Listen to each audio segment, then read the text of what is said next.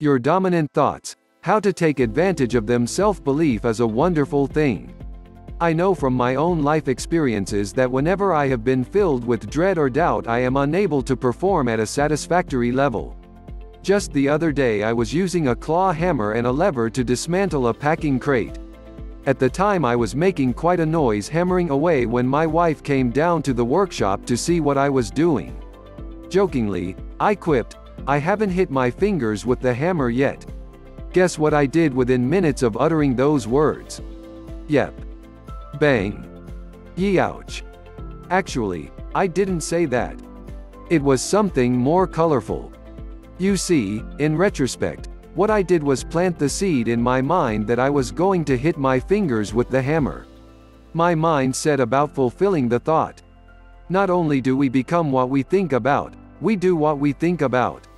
Whether your thoughts are positive or negative, your mind will act on them. If we are directed by our dominating thoughts, why not implant our minds with things that will benefit us? For instance, if you really want to become a pilot, then concentrate on that. Become obsessed with it. Learn all you can about it. Do you think that Michael Jordan became the greatest basketballer of all time by not thinking about and concentrating on the game of basketball? During his brief sojourn into baseball, was he successful? Basketball was his love. He couldn't get it out of his mind. So he returned to basketball to lead the Chicago Bulls for another 3 years before retiring, making yet another comeback, then retiring for good in 2003. What are your dominating thoughts?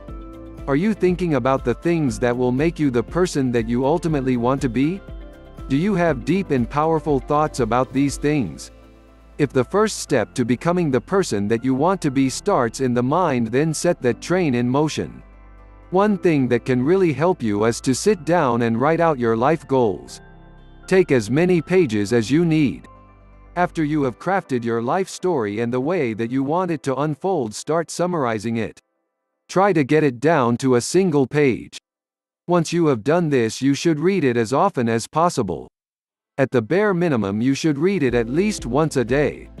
Preferably you should do this first thing in the morning and make it the last thing you do before going to bed at night, then as many times in between as you desire. It all depends how strong your desire is.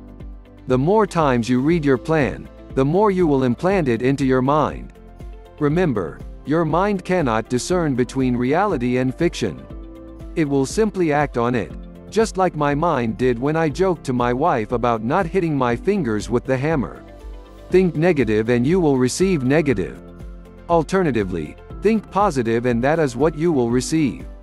So, do you have a plan? What thoughts are dominating your mind?